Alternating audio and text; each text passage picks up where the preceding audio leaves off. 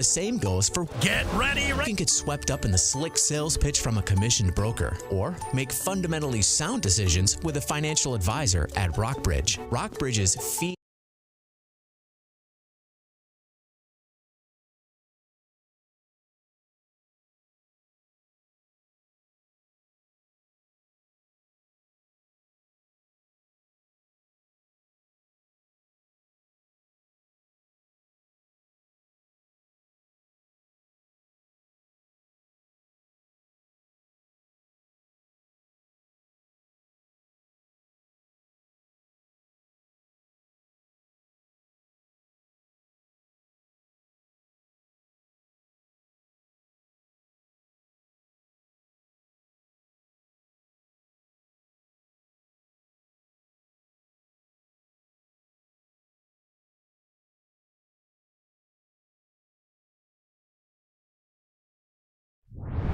Get ready, racing fans. The most electrifying week in motorsports is back.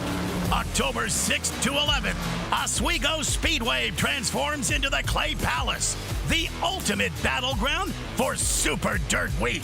From the thrilling races to the electrifying atmosphere, it's more than a race. It's racing's biggest party. Don't miss out. Super Dirt Week 2025, October 6th through the 11th. I got you in, baby. This is entertainment. People pay to watch this. Pass to a cutting hill. He darts in. Oh! People actually subscribe. All across central New York. Time expired! Syracuse has done it! It's Drive Time with your host, Tim Leonard. Hey, guess what? I'm getting one.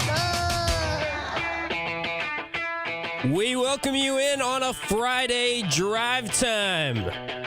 Hope everyone is feeling good as we head into the weekend. We have made it to the weekend, a little bye week for Orange football. We will still talk some football today. Get into my midseason awards, superlatives for Orange football right off the top here. We'll also talk some basketball. Orange women's basketball season starting up in about a couple weeks. We'll have Coach Jack join us in just about 15 minutes. Always great to chat with Felicia Leggett. Jack, get us ready to run through a brick wall. Get us ready for basketball season. Taped that conversation with her a couple days ago, so we'll play that back for you. We welcome your phone calls. We welcome your contributions in the Q Sports Talk chat. 315-437-7644. Always the phone number to call. We'll bring in Gio as we get to about the half-hour mark and do a little Football Friday, run you down the top 5 football games for the weekend, college and NFL. Make some of our gambling picks for the weekend. So a loaded show here on a Friday. Coach Shaq in 15 minutes. Phone calls welcome throughout. 315-437-7644. But we begin the show today by going through our superlatives for the Orange football season. Convenient that the first bye week of the year, first of 2, remember, comes at the exact midway point of the season. Syracuse has played 6 games. We know they will play 6 more games. We don't know how those will go. We don't know who's going to be at the quarterback position necessarily. And we don't know if they will earn a right to play an additional game and get into a bowl game that is still very much up in the air. But the Orange at 3-3 as we head into the first bye week, and we focus our attention on kind of where things sit here in the midseason. We run down some superlatives and awards that come to mind, and feel free to play along in the chat as I run you through what are my midseason awards, midseason superlatives. You can also call in as well if you have thoughts on any of these awards, 315-437-7644. We begin with the most underrated player on the Syracuse football team through the first half of the season. I'm giving this award to Chris Peel, the cornerback, who has started all year and has quietly been very solid as a starting cornerback. Someone that we really haven't called his name a lot, which, like a good offensive lineman, same thing for a good cornerback. When you're not calling his name, that is a good thing. Right now, Chris Peel has the second best grade on the team of any defender, according to Pro Football Focus. He's just behind Antoine Delorier and total overall PFF grade to this point in the season. He's a guy where a lot of the chatter has been about Demetrius Samuel. A lot of the chatter has been about Devin Grant, Deuce Chestnut. Chris Beal has quietly been doing his job very well to this point in the season. He is arguably the best tackler on the team. And when we talk about the secondary, we've discussed how they've missed some tackles. Specifically in the last couple of weeks, that has popped up again as a major issue with this team. Right now, Chris Beal, according to Pro Football Focus, has only missed on 4% of his tackle attempts this season. That's the best mark on the team. He also has not been flagged or penalized all year. 34 targets, 0 penalties. 34 times he's been targeted at. That's second most on the team, just behind Demetrius Samuel. So he's out there basically every snap. He's guarding the top guy on the opposing team on a lot of those snaps, and he has not given up any big plays all year. Longest pass play that Chris Beal has given up this season is 23 yards. So Chris Beal is our most underrated player on the Syracuse football team through the first half of the season. Honorable mention goes to David Omoperiola, who also statistically has graded out very well to this point in the season. We haven't talked about him probably enough, and that's kind of where I was thinking when I was thinking about most underrated player. Who are the 2 guys or 3 players that come to mind that we're not talking about enough, and that's honestly a good thing. So for me, Chris Beal wins the award. David Omoperiola is the honorable mention. He leads the team, Omoperiola, in tackles for loss, has 4 TFLs to this point in the season. Our next superlative, midseason Syracuse football awards. Most impactful transfer. Could go a number of different ways here. We're going to go with David Reese as the most impactful transfer. David Reese, who is like 38 years old and been in college for 15 years at this point, probably. It's actually, I think, 27 years old and been in college for 9 years, I believe. It's hard to keep track. Anyway, I think David Reese, I've been high on him all year, and he has been really the one guy that has stepped up in terms of the defensive line and the pass rush and the area of weakness that it has been this season. Getting after the quarterback has not been a strong suit for Syracuse. But you look at who has done that the most this year, and David Reese leads the team in hurries this year. Quarterback hurries. He's got 11 on the season. David Omoperiola, who we just shouted out as an underrated player, has 9. He's tied for second with Kevin Jobity. Then you've got Rashard Perry, who is out for the year, who has 8 hurries on the year. So that's kind of your leaderboard of who are the guys that have been getting after the quarterback the most. It's led by David Reese. And I view him as the most impactful transfer because, man, it's scary to think if they didn't have him right now. The pass rush is already the biggest weakness on the team. The defensive line, in my opinion, is already the biggest weakness on the team.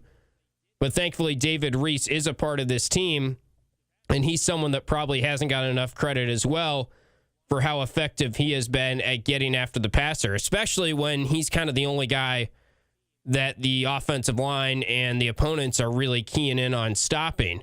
So David Reese is our most impactful transfer. Honorable mentions for most impactful transfer. Shout out to Jonte Cook. Want to make sure his uncle's not mad at me, so I throw his name in there. He also has had a very nice year to this point, and I think he's gotten healthier in the last couple of weeks. The funny thing about the whole uncle situation is Jonte Cook's stats in the last 2 games with Ricky Collins have been, if anything, even better. And I know he had the fumbles when the Orange lost to Duke. So he still has been the go-to target.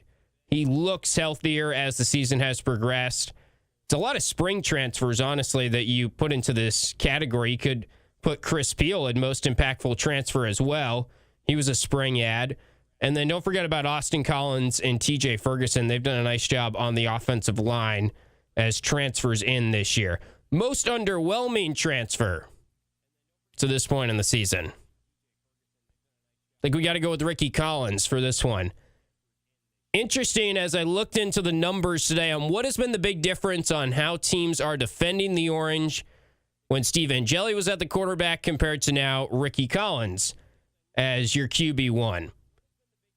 teams were blitzing Steve Angeli a whole bunch. 58% of the time, according to Pro Football Focus, teams were blitzing Steve Angeli. That was the 5th most in the entire country. And we talked about how Angeli was seeing a lot of pressure and he was seeing a lot of blitzing. And he was actually doing a very good job at handling that pressure and getting passes out and still getting accurate passes out against blitzing. Well, it's fascinating. Ricky Collins is not seeing nearly as much blitzing. And that makes sense. Obviously, I know some of you are going to be quick to say, well, of course, why would you blitz him? He's still making mistakes. It's a different quarterback. I get all that. I'm just pointing it out that Steve Angeli, 58% of the time, 5th most in the country, was being blitzed. Ricky Collins right now, in 2 games, has been blitzed 32% of the time, according to Pro Football Focus. That's 120th in the country. That's a major drop-off. So clearly teams are stacking the box. We've seen it. Everyone that's watched the game understands why a team would do that right now with Ricky Collins at the quarterback position. Also interesting, Ricky has made 9 turnover-worthy plays in 2 weeks. That's a scary high number. Steve Angeli, I believe, had 5 turnover-worthy plays in the first 4 games of the season. 9 turnover-worthy plays in the last 2 weeks for Ricky Collins. 6 of those have come when teams have not blitzed him. So it's as if defensive coordinators know right now, we don't even need to speed up this guy. We just have to play some zone coverage, drop back. He's going to be quick to go to his first read, and we have to stop the run. We have to stack the box and make sure that they can't establish the ground game, and we want Ricky to be the guy to beat us. And that's not breaking new ground, me saying that, but the stats are concerning when you consider defenses are content to kind of sit back and let Ricky make mistakes because he's not diagnosing the coverages right. They don't have to blitz so that Ricky makes the mistakes. They're just happening even in non-pressure situations right now. Another stat that speaks to how much the game flow has changed for the Orange now that they have Ricky Collins at the quarterback position. With Steve Angeli, Syracuse was running play action 25% of the time.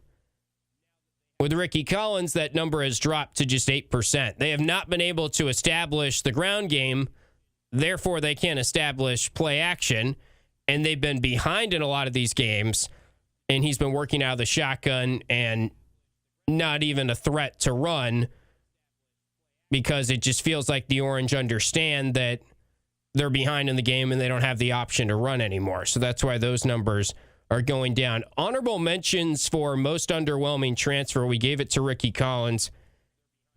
I don't want to bag on George Rooks. It's not like he's been bad, but I just felt like he was one of the higher ranked guys they added in the transfer portal class. There were high expectations for him. He was a starter at BC. We just haven't really talked about him much or heard his name a ton. And the defensive line is the weakest position group right now. We'll get to that. So I have to shout out at least that there are a couple guys from the transfer portal class, George Rooks, Chris Thomas, that have not been that noteworthy through the first half of the season.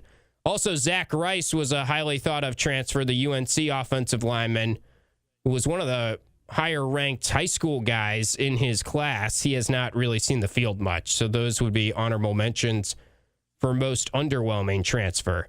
Let's get to another positive superlative in my Syracuse football midseason superlatives. Best position group. This one was easy. It's wide receivers for the first 6 games of the year. I will say the wide receiver group has already taken quite a hit with injuries. Tyshawn Russell, we know, is out for the year. Justice Ross Simmons, we hope, is not joining him on out for the year, but he was seen in crutches and a boot and probably is going to be out for at least a little while, it seems like. The good news is they got Emmanuel Ross back, and I think Emmanuel Ross is probably, if I was doing breakout player of the second half of the year, I would probably pick Emmanuel Ross. He's really played nicely in the last 2 weeks, and that's been kind of under the radar because the Orange offense has been struggling so much. Our worst position group is also, sadly, an easy answer, and that goes to the defensive line. A couple weeks into the season, we were talking offensive line, defensive line as the 2 worst. It's pretty clear right now it's the defensive line. is the biggest weakness on the team. And we've talked about how my opinion on this is not that Elijah Robinson is not dialing up the right plays or his scheme is bad. I think it's a personnel issue. I think there's something to be said for a young defensive lineman is going to struggle more than a young cornerback, probably. And Syracuse has a lot of young talent all over their roster. Defensive linemen have to be not only talented to be good, but also the right body and the right physicality, and they have to have some experience playing at this level usually. That's why it stings that Murad Watson is not a part of the team anymore, because he was like the one exception. You hardly ever see someone at the defensive tackle position come in, play right away, and make an impact. 126 in the country right now in run defense grade is Syracuse. 104th in the country in pass rush grade, according to Pro Football Focus. You got to give Elijah Robinson credit at least for adapting the style. They're trying different things. Fran Brown brought up how they called different plays in the second half. We mentioned earlier in the week, maybe that was more blitzing. The stats say that Syracuse blitzed way more in the second half against SMU than they did in the first half. The stats also say that they played cover 2 10 times in the second half after not playing at all in the first half. Another thing I noticed, just going through the stats, Devin Grant was used as a pass rusher a lot more in the SMU game. And honestly, in the last 3 games, Devin Grant has been used in that role more. 18 times in the last 3 games, Devin Grant has been used as a pass rusher. You go back to his first 13 games, so 12 games last year, and the opening game this year against Tennessee, he was used 14 times combined as a pass rusher in his first 13 games at Syracuse. Now 18 times in the last 3 games, he has been used as someone that is blitzing and going after the quarterback. So they're trying to get creative. They understand that the defensive line is not winning their battles enough, and they're doing what they can to try and improve the defense and try and get some pressure on the quarterback. As we wrap up our midseason awards, got to hand out MVP for the offense, MVP for the defense. It's sad that I'm thinking this way, but offensive MVP, I think, still goes to Steve Angeli. I know he only played 4 of the 6 games, and for that matter, he didn't finish the Clemson game. And he really didn't look that good in the first game and a half, but we're seeing just how valuable Steve Angeli is to the Orange based on how big of a drop-off there has been since he has not been healthy for Syracuse. Defensive MVP, I'm giving it to the freshman Antoine Delorier. He has the highest grade of any defender on the team, according to Pro Football Focus, a 79 grade through the first 6 weeks of the season. He has gone from not on the depth chart to the top linebacker on the team. And we maybe have not talked enough about how valuable he is and how valuable him stepping up to be one of the top linebackers is, because that is a really thin position for Syracuse. And it got thinner after the injury to Derek McDonald. So they really needed someone to step up on the linebacking core. Gary Bryant, they added in the portal. He's been solid. But Delorier has been their top defender in several big games this year as a true freshman. He was named to a list, the Sean Alexander Award watch list for Freshman of the Year this week. He will probably be someone that is going to get a lot of attention from other schools in the offseason. He's someone that is high on the list right now of guys you want to keep, because what he has done in his freshman year is stuff that you hardly ever see anyone do at the power conference level as a linebacker. So he is my defensive MVP for the first half of the season for the Orange, Antoine Delorier. Offensive MVP goes to Steve Angeli. Those are my midseason superlatives. You can call in if you agree or disagree on any of those. 315-437-7644. Timeout here. We'll get to Coach Jack as we roll along with the show today. You're listening to Drive Time on ESPN Radio and QSportsTalk.com. Burdick Toyota.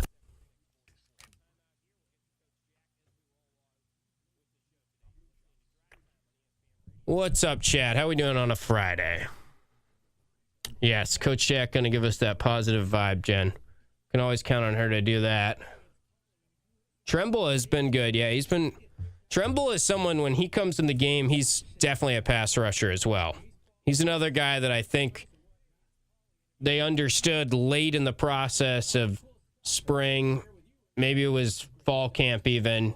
We might need some more pass rushers, and we've got an athlete in Jamie Tremble that might be able to help us there.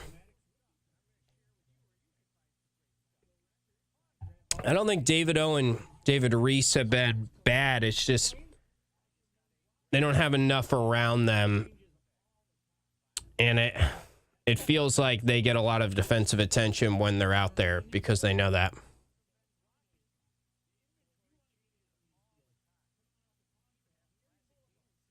Yeah, maybe we'll see some more freshman defensive linemen, San Diego Keys. Gary Bryant has been fine, but yeah, he hasn't. I mean, he's leading the team in tackles, I think, but that's kind of just because he's playing a lot at linebacker.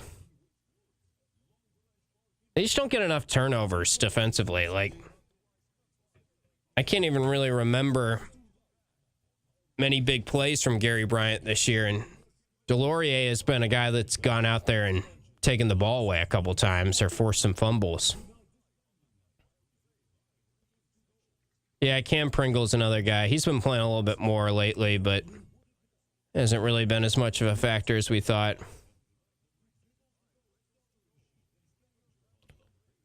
Spatch and Louise, we're talking with Coach Jack when we get back, and then Gio and I are going to talk college football and NFL after that.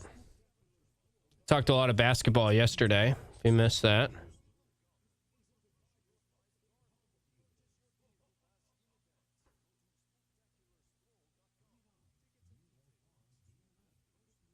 Yeah, Trip Woody, that's a good call. I didn't want to give Jack Stonehouse MVP, but he's also been very good. The special teams is maybe most improved unit from last year, if we were doing that.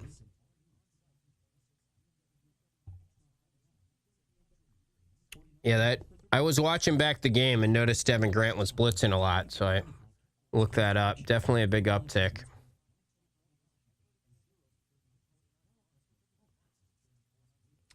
King Joseph would have helped, but he also isn't.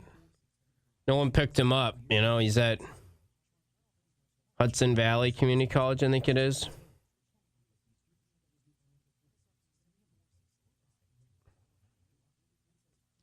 That's the big area. I mean, they've got to get some portal guys. Like, Diggs was so valuable last year. They need someone like Diggs next year if they want to be a true, like, college football playoff team like they're hoping.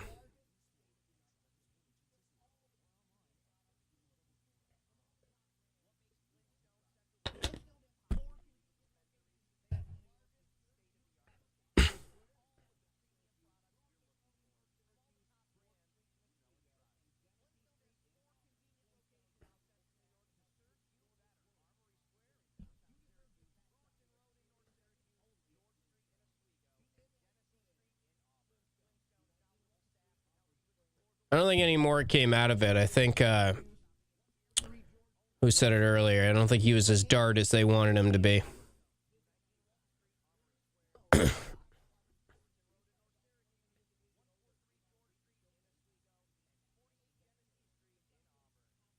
Oh, that's good. They announced that, Jen?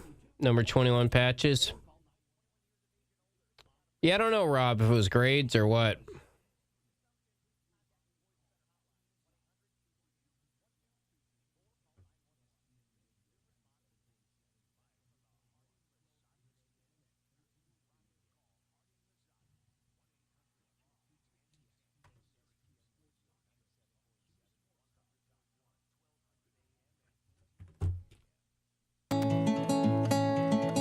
As you promised me that I was more than all the miles combined, you must have had your kind of a fall song here. It's starting to feel like fall in central New York as we welcome you back in to Drive Time.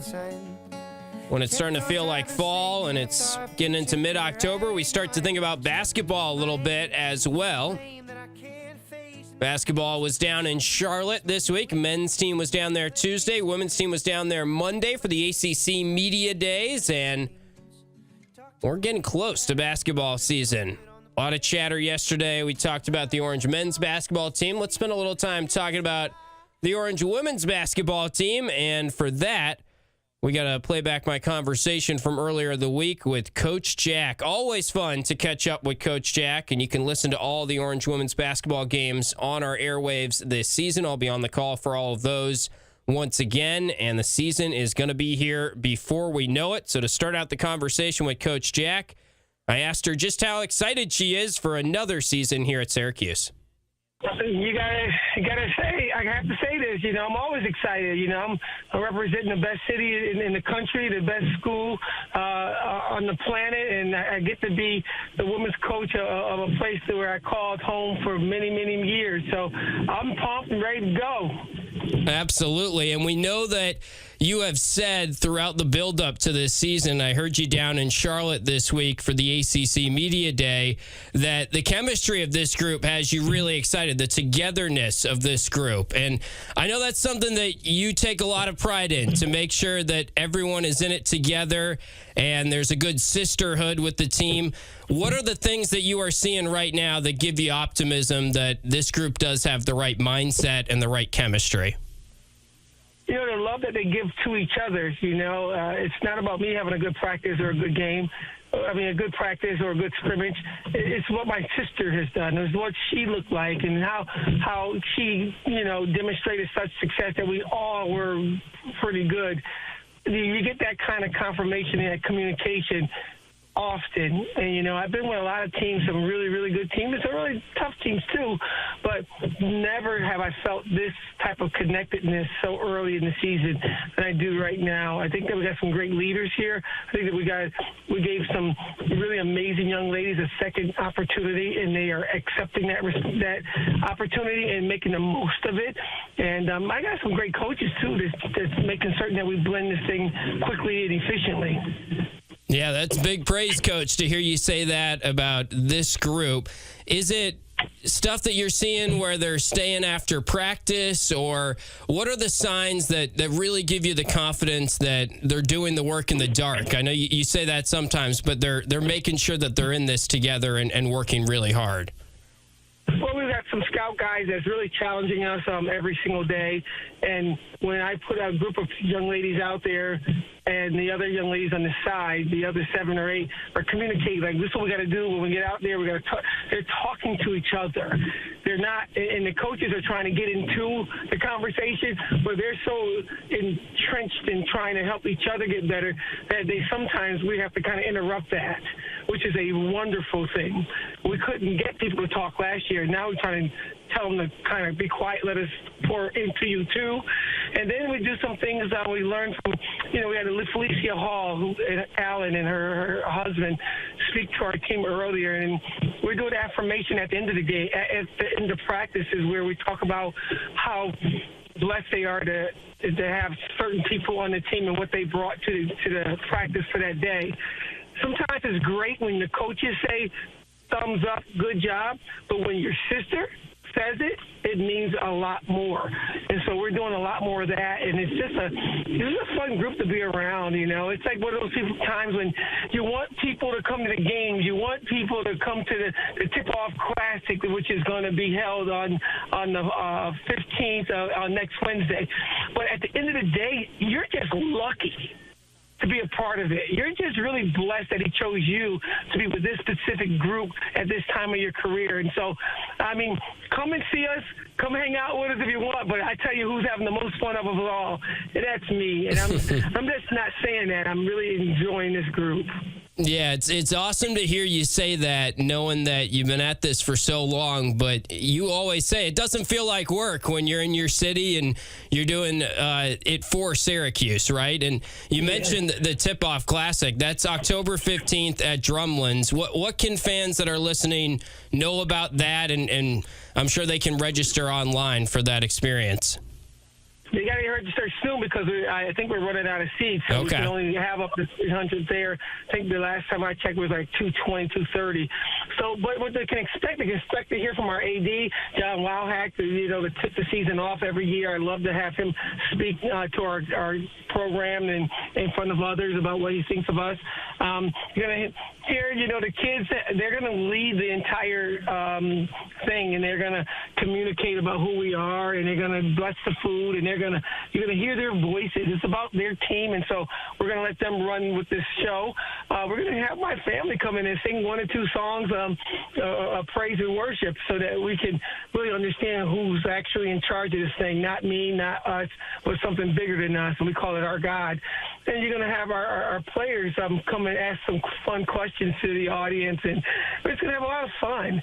And it's going to be about us and our way. And it's, we've decided to say this is a season of the woman, and we are really going to do it our way and with no apologies, and we're going to be authentic. And I just think that it's going to be a weirdness at first to hear us come this way. But once you get to feel what we're going through, I think the fans are going to really enjoy this group like I do. Does this mean we get to hear you sing, Coach, in this event? No, don't think. You guys not paying enough for that, because if I start singing, why don't you just be a singer, not a coach? I don't want that in my life right now. Right. Because I want to hang out as a coach this season. But now, you keep pushing me, I'm going to have to hit you with a tune, and you're going to be like, wow. I don't know what you're going to say after that, but the first thing you're going to say is, wow. You've teased this for years. I mean, you've compared yourself to Beyonce. I don't know. It's building a lot of hype. The first time I hear you sing, it's going to have to meet a lot of high expectations at this point. Well, Beyonce and I share the same birthday, so you know what that means. That's all I'm saying. That's all I'm saying. All right, Coach Jack is with us. That event next week, October 15th at Drumlins. Her team will be on the court for an exhibition late October, and then the opener on November 4th is a Tuesday night. So all that to look forward to. Let's get into the roster itself, Coach. And I think the biggest thing that stands out to me about the group you have this season is there's a ton of size, 11 players that are 6 feet or taller on this roster. How valuable was that, and how important was that to address in the offseason to get the right size to compete in the ACC? It's really using the size in the ACC is how strong the bite is and the talent. And I think the first thing we address is, like, we have to get more talent. We have to get, talent that's going to play at this level and really be a viable option. We got 7 teams in the top 20. I think 6 or 7 teams in the top 20. So it doesn't, and that's in our conference. So it really doesn't matter the size if you don't have the bite. And I think we went out and got some wolves and they understand the assignment. I love the IQ of our team. I love the defensive tenacity of our team. I love the coaches and their ability to really want to get better. The conversations we're having, it's about work. It's not about silly stuff. It's about, what about that pressure you put in? Take that one out. Add this to this. And we're having conversations about basketball, which is my passion. Outside of my God, my family, and my friends, basketball is right there with all of that. And I haven't talked about basketball this much probably in the last 3 years since I've been here. And now it's communication all day, every day. If it's not about that at work, I'm getting texts in the middle of the night. I'm loving my staff. I'm loving my team. And I think that the talent is going to be displayed right away. And you'll see, you're going to say, wait a minute, I think they're tall too. But talent is what you're going to see first. And I know that rev share became a thing this year, and we always use this word evolve with the state of college athletics right now. You're trying to evolve and figure out what are the new things and what are the resources we have and how do we utilize them. How much did that help your team in the offseason, the fact that rev share is a thing now, you have those resources to use, and I'm sure that made it easier to maybe go out there and get some more talent for this roster? I can't thank our administration enough, led by John Wildhack, to really see the need of what we were trying to build here. We've done some fun things at the beginning, and we showed that we can coach with the best of them. But at the end of the day, you need talent. And right now, you can be mad or happy about what's happening with the landscape of athletics. It's right now, and it's here, and it's not going away. And John put us in a position where we can go after the best players in the country. And I think that we're such a good group that can really recruit the best, but now it's an equal playing field, and we got Syracuse, the Block S on our chest, and it's a global school. I just really like our chances. I like what we did and what we brought in for this year, but moving forward, we're in the mix with some really amazing young ladies, and it has everything to do with with John putting us in a position to not just be catching up, but being right next to somebody. Neck to neck, we're going to win the race. Yeah, I love to hear that. That's great to hear. And we talk about the new talent you've added to this roster. I got to ask you about Izoje Yusi, who is the center that is a freshman, was playing professionally in Japan. And I've seen the clips where she's dunking it on her Instagram. Just how special of a player is she, and how excited are you to kind of showcase her to this city once they get an opportunity to watch her play in person? Yuji is her first name, and Zoji is her last name, her surname. But she is a special young lady. When I tell you the talent that she brings, that you're going to see right away, the ability to play above the rim is going to be there. The ability to defend any position from 3, 4, and 5 is be evident right away. But off the court, what you're going to do is see her hug everybody. What you're going to see is gift everybody. If somebody do something for her, she's going to re-gift you with something else. What you're going to see is her thanking you profusely about interviewing her or saying hello to her. Her person is more valuable than the skill set that you're going to see displayed on the court. We have done the work to get that kind of talent, and now that God said yes, he just said yes. I am so ready to show the world why I am so excited about this young lady. I've been selfishly keeping her to ourselves for a very long time, and now as of 19 days from now, I share her with the world. Well, we're all looking forward to it. Anything else, Coach, that we didn't touch on that you want to get across to the fans before they get an opportunity to see your team play in person here at the end of the month? Get your season tickets. You know, we've been asking that, and you've come across it, and you've done a good job. I think our season tickets up 263% since we've taken over the job. That's not enough. We want to see the fans in the stands. We want to see 5,000 or more every single game. Once you come once, you're gonna come again and again and again. You go ask my family; they'll tell you they show up or they show out. I can tell you that much. Join them, join us, and help us raise the bar of what is the expectation of our women's basketball program. How you can do that? By being there every game and giving us ideas on what you think that we need to do to add. Can't say nothing to us if you don't show up. Exactly. Well, Coach, you've got us all fired up for the season, as you always do, and we're all counting down the days. Can't wait to be back inside the Dome and calling the game soon, but we appreciate you spending some time with us, and before we know it, we'll be inside the Dome together, and the games will be going, so looking forward to it. Let's go, Orange! I'm pumped up and ready to go. Let's go. I appreciate you, my man. All right, always great to chat with Coach Shaq. Always passionate, energetic, and you can tell she's very fond of the group she has right now and the chemistry that this team has, and that means a lot to her that they're in it for the right reasons, and the group chemistry and camaraderie is strong, and it definitely feels like it right now. So we'll hit a timeout. We'll bring in Gio as we return for our Football Friday. We'll run down the top 5 games in the NFL and college football this weekend. That's next on Drive Time on ESPN Radio. Saturday, October 20th.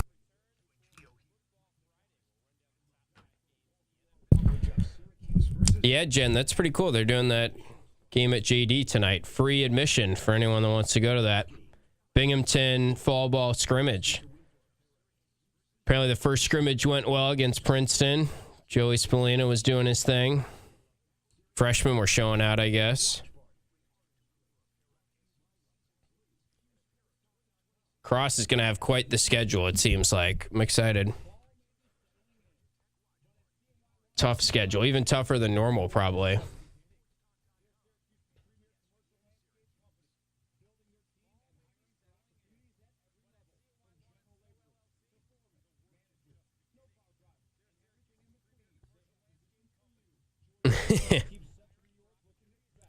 Might be a little cold, yeah.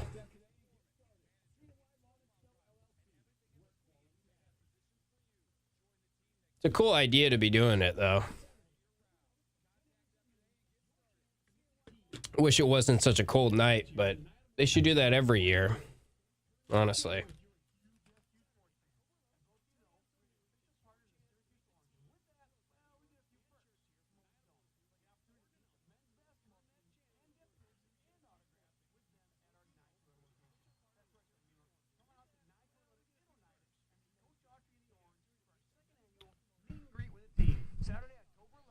I don't know, Dom. Maybe like the NIL store has something, but it's probably not personalized. I guess that'd be more player stuff. He's asking, where can I get a personalized SU jersey for my 11-year-old? You've never made a personalized football SU jersey, have you, Gio? Oh, really? Oh, yeah. Okay. Yeah, Maryland's on the schedule. That's a home game.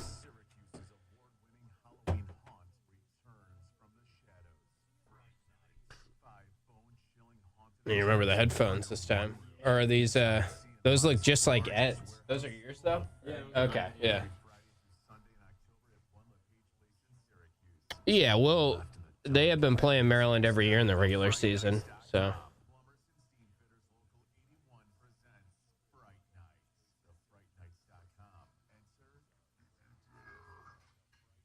Got to get Maryland at some point here. There was a good stat the other day about how much there's been sort of an up and downness to which teams make it to the playoffs every year in lacrosse. And then it was like Maryland is just there every year. They're the one team, and Georgetown, who Syracuse is playing also this year. Georgetown has made it 7 straight years, I think, which is pretty crazy. Usually they're behind and then have a big tournament, Big East tournament.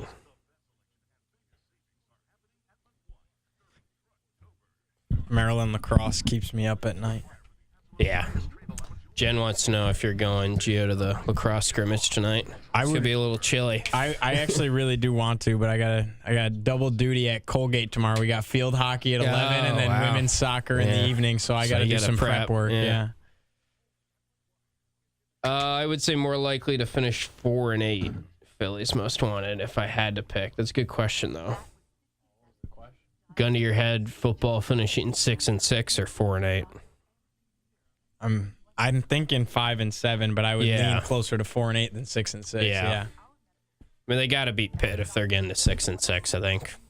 Yeah. Hard to see a road win. A crazy upset. Yeah, I guess like Ricky could get a whole lot better, maybe. But even if he gets a whole lot better, those games are still Notre Dame, Miami. Those are playoff teams right now, I'd say. And the defense is still giving up a lot of points. Yeah. Yeah, don't rub it in, Dom. The weather. I'm sure there'll be a decent turnout. It's Flannel John. Friday. Yeah, right. It's not Flannel Friday down where Dom is in North Carolina. It's probably Shorts Friday.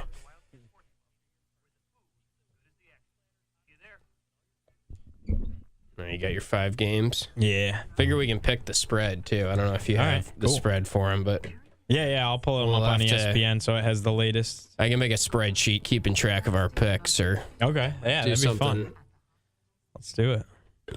I'm thinking just because there's more to pick from, 3 college games, 2 NFL games. Okay. Unless, I usually am like more college. Yeah, same. Excited about college anyway, so that works out. Sweet. 7 and 100.1.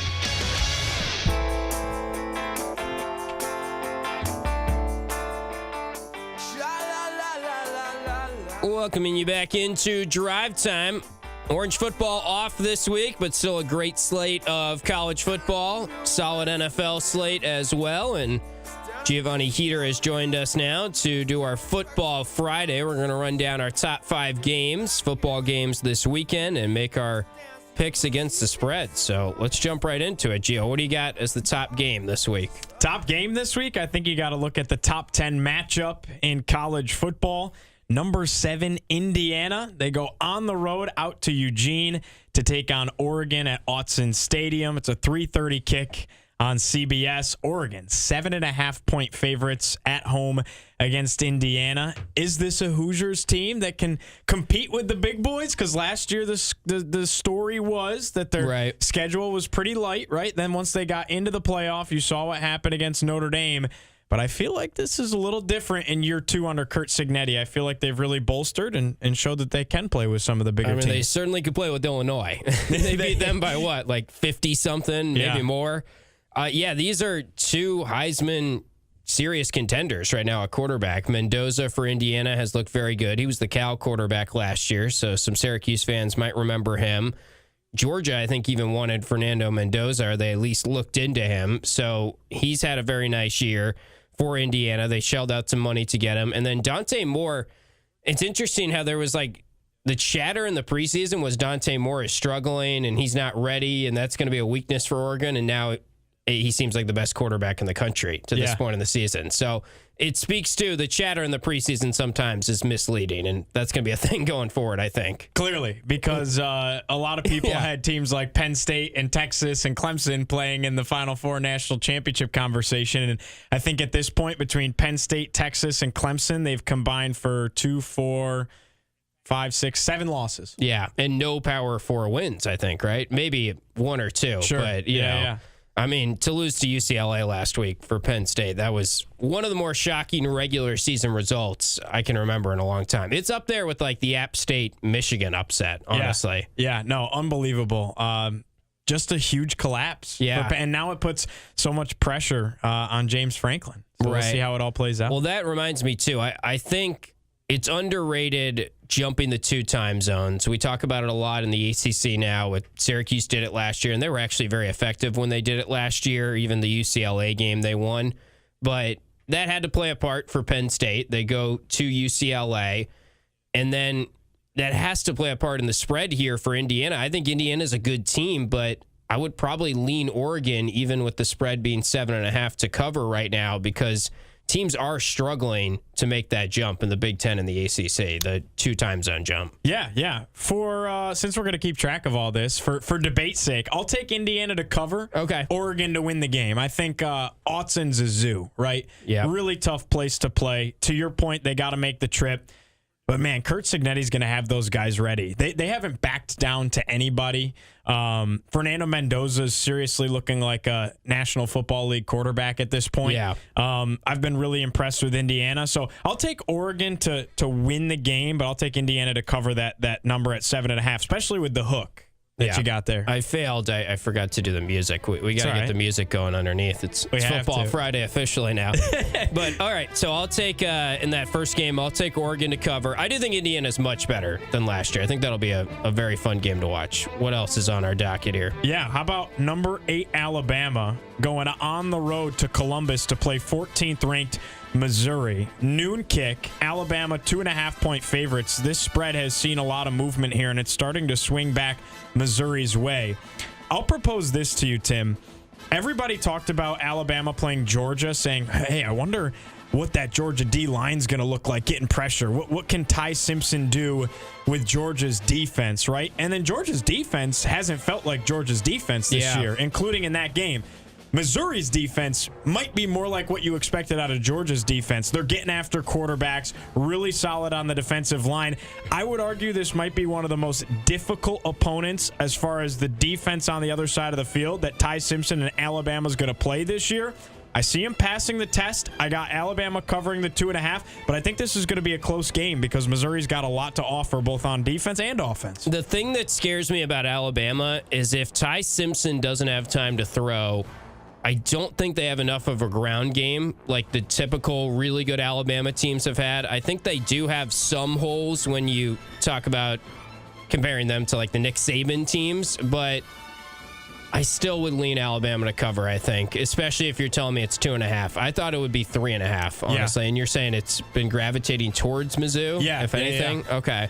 That's interesting. I mean, Mizzou it epitomizes how tough the SEC is, that we're like, oh yeah, Missouri, that'll be just another game. And then you look into Missouri, and they're, 14 in the country right now. That's a tough place to play. It's just every game is tough in the SEC. Yeah, I mean, I think Ahmad Hardy's playing running back better than maybe anybody else in the country right now for Missouri. And he was like a no-star recruit, I think. Yeah. Bo Prabula's been pretty solid at quarterback for him. So they're going to have a shot in this game, and their defense is going to give them a shot. But I think something flip switched for Kalen DeBoer in Alabama after they lost to Florida State. Because all of last year, they didn't feel like Alabama. And then week one, everyone's like, oh, man, is it time to panic?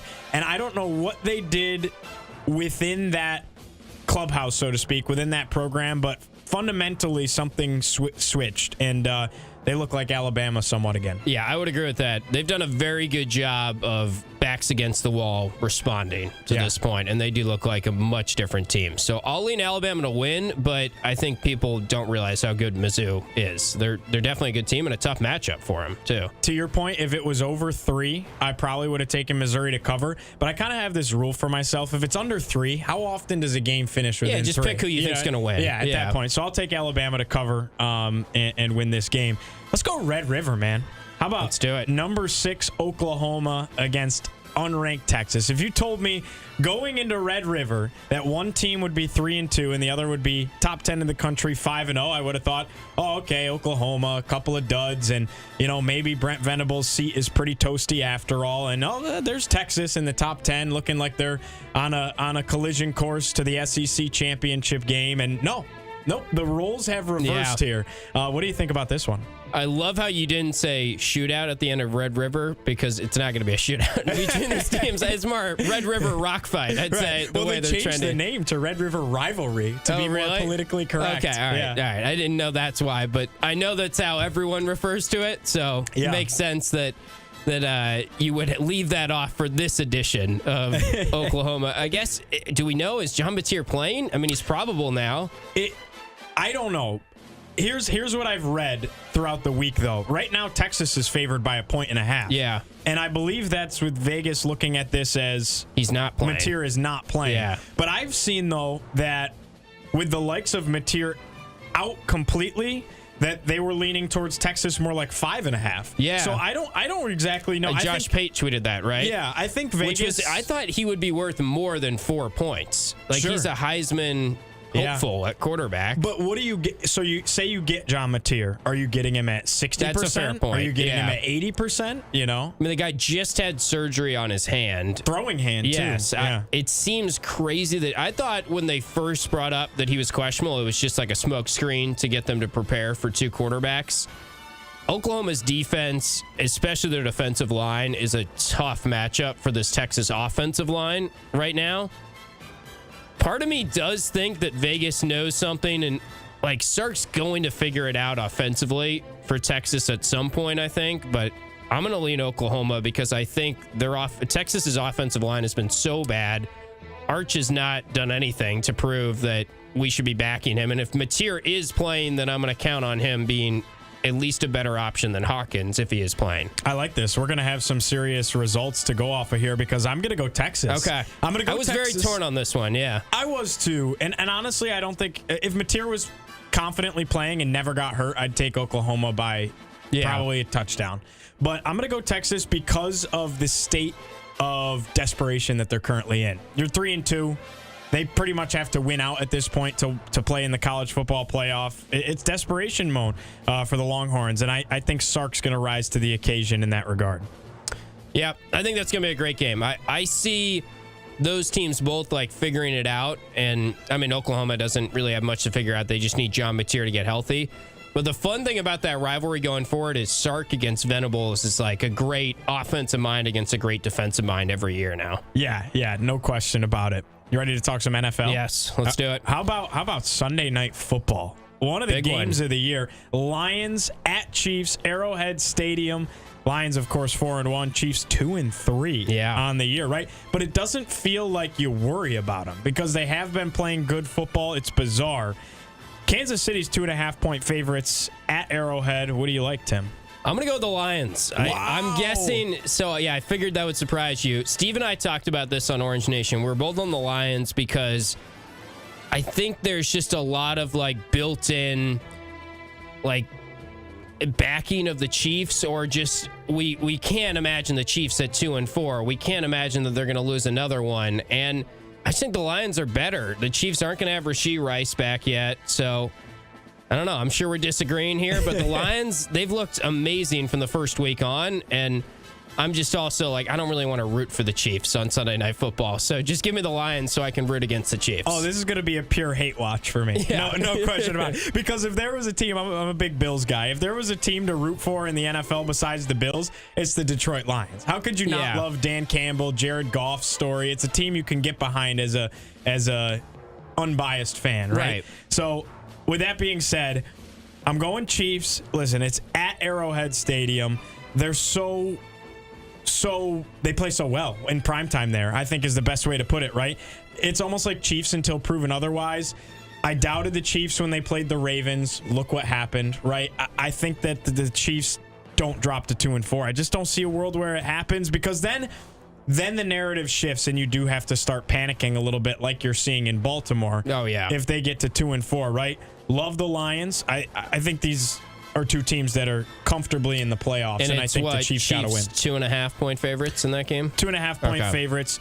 I think with Xavier Worthy back in that offense, I know Rashee Rice is not back, but with Xavier Worthy back, they look like the Chiefs again. They do. Yeah, they've looked, I mean, it would be crazy if they're 2-4, but I just think the Lions are a better team from what we've seen at this point of the season. All right, I'll let you pick what our last one is. Your options are crazy 1 o'clock game, Seahawks at Jags. Who would have thunk? Yeah, that line's weird, too. We were talking about that today. The Seahawks are on the road and they're favorites, right? Yeah. So we got that, or you want to talk 49ers Buccaneers, because that's another big one, and Tampa Bay's 3.5-point favorites at home. I think the Bucs will cover against the Niners. All right. Yeah. Why is that? Because the Niners on Thursday Night Football beat the Rams last week. I know. And they're banged up.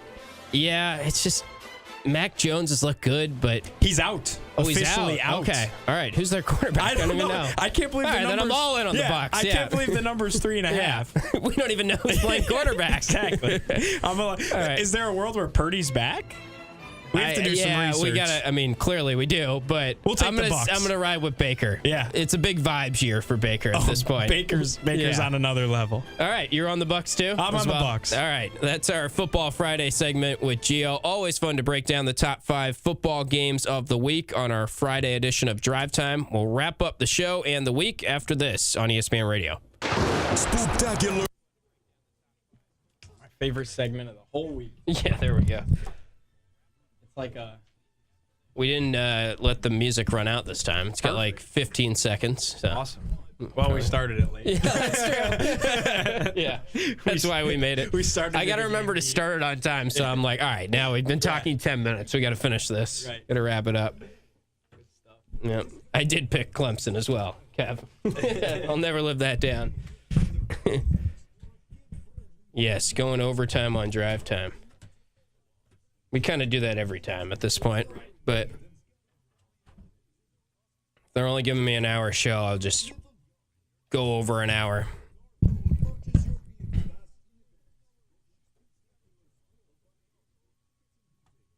Mac is playing. Okay. Let's see.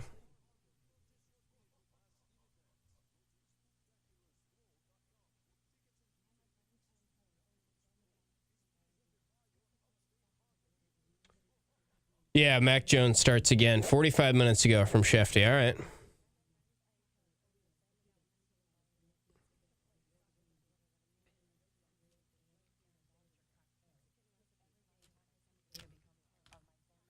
Yeah, that was a wild game. I did not see the Eagles losing one or getting blown out, basically. I was shocked by that score.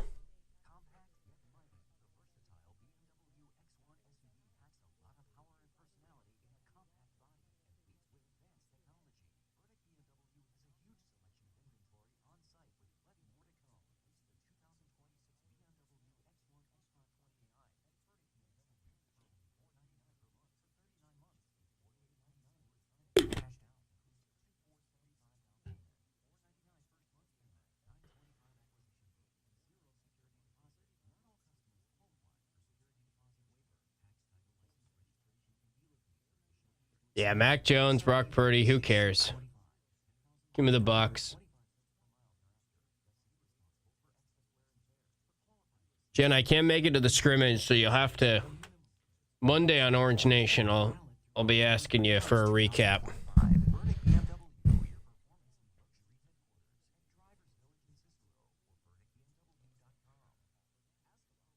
You like the Bucks too? Got KC, okay. So you're riding with Gio's picks, basically. So Gio and I disagreed on 3 of those, I think. Yeah, the Giants do. Their defense is talented as well. I mean, I guess that's what happens when you keep drafting at the top of the draft and stinking, but you got Kayvon Thibodeau, Brian Burns, Abdul Carter. One other guy I'm forgetting, right? Lawrence. I mean, it's a good defense. It's at least talent-wise. And most of those guys I just named are young.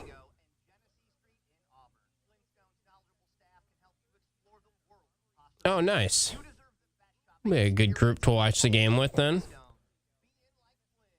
I wonder if we'd ever scrimmage against Lemoyne. They've done a great job with that program, but it's such a different style of play. Maybe that'd be a good way for us to get ready for Maryland, because they play so slow and methodical. It's like the opposite of Gary.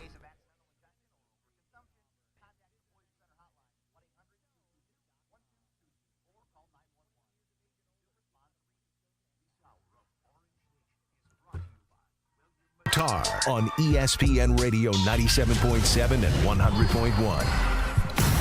ESPN 97.7 and 100.1. Watch live on QSportsTalk.com.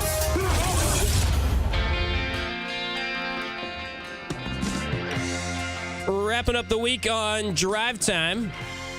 If you missed any of the show today, you can listen to it in its entirety on our YouTube page. Q Sports Talk on the YouTube page. Subscribe there. You can also watch it back on QSportsTalk.com. Always have the chat going on our Twitch stream. All of our shows, pregame, postgame shows. Postgame show last week was a little eventful. We'll see if we have any relatives call into the postgame show after Pittsburgh next week. Pittsburgh game will be a home game, homecoming. We'll get you ready for that game next week. A lot of football talk. We'll be mixing in some basketball talk on the show as well.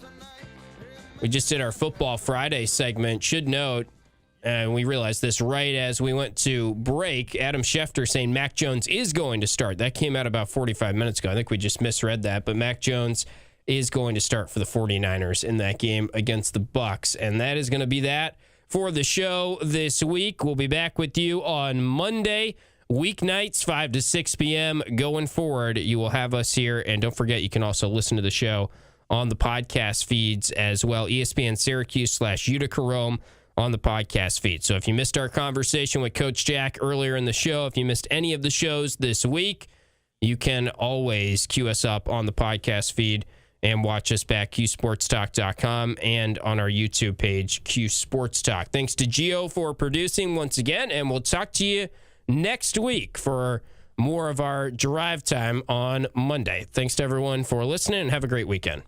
This is